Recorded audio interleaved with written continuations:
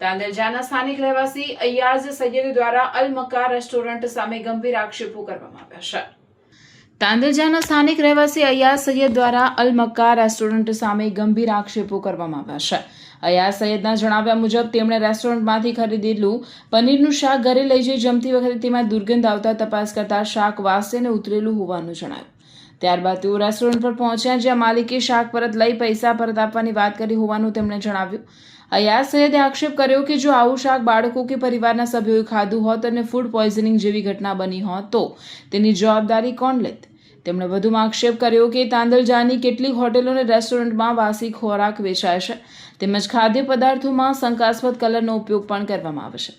તેમણે વડોદરા શહેરના food safety વિભાગ, મહાનગરપાલિકા તથા સંબંધિત વિભાગોની આવી રેસ્ટોરન્ટનું નિયમિત નિરીક્ષણ કરવા, ખાદ્ય પદાર્થોની ગુણવત્તા તપાસવા અને જીએસટી સહિતની બિલિંગ વ્યવસ્થાની પણ તપાસ કરવાની માંગ કરી છે। ઉપરોક્ત તમામ મુદ્દાઓ અયાઝ સૈયદ દ્વારા કરાયેલા આક્ષેપો છે। આ અંગે સંબંધિત રેસ્ટોરન્ટ અથવા સત્તાવાળાનો પક્ષ હજુ સુધી સામે આવ્યો નથી। અલ મક્કા રોડ પર આવ્યો તો હું, તાંદેલા રોડ પર અલ મક્કા રેસ્ટોરન્ટ આવેલું છે, ત્યાં આગળ હું પનીર ટિક્કા લઈ ગયો છું 260 રૂપિયાનું, એનું બિલ છે।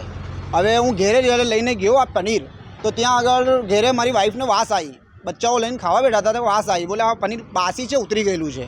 તો અહીં પાછો આપવા આવું તો આ લોકો કહે છે કે વાસી નથી, તમે પૈસા રિટર્ન લઈ જાઓ। તો હું એવું કહેવા નહીં માંગતો, અહીં હિન્દુ મુસ્લિમ બધા લેવા આવે છે આ રેસ્ટોરન્ટ પર, બરાબર છે। હવે કોઈ નાના બાળકો સાથે આ ફૂડ પોઈઝનનું બનાવ બને ત્યારે આ તંત્ર જાગશે કે આ રેસ્ટોરન્ટ પર યોગ્ય કાર્યવાહી કરશે, કેમ કે આ પનીર બહુ જ વાસ મારી રહી છે। મેં 6 જણને ઊંઘાઈ લીધું છતાંય વાસ આવે જ છે આ પનીરમાંથી, એટલે મને આ સાચો ન્યાય મળે, કેમ કે આ પનીર બહુ જ વાસ મારે છે। તમારી શું માંગ છે? મારી માંગ છે કે કાલે તાંદલિયાના રેસ્ટોરન્ટમાં ચેક થાય અને ગ્રાહક સુરક્ષાવાળા ચેક કરે એમના રેસ્ટોરન્ટમાં કેટલી ગંદકી છે, પનીર વાસી આપે છે, આ નાના બાળકો સાથે ફૂડ પોઈઝનની કઈ બી શક્યતા બની શકે, કોઈ બનાવ બની શકે છે। તો આ તંત્ર શું બનાવ બનવાની રાહ જોશે કે આ એક્શન લેશે આ લોકો પર? આ બિલ છે, જીએસટી વગરનું બિલ છે, અને બિલ મેં જીએસટી વાળું માંગ્યું તો કે ના અમારા પાસે તો આ જ છે બિલ, અને આમાં વાસ આવે છે। કોઈ બી પબ્લિકને આ સુંગાડીને જોઈ લો કેટલી ખરાબ વાસ આવે છે આમાંથી। સૈયદ અયાઝ।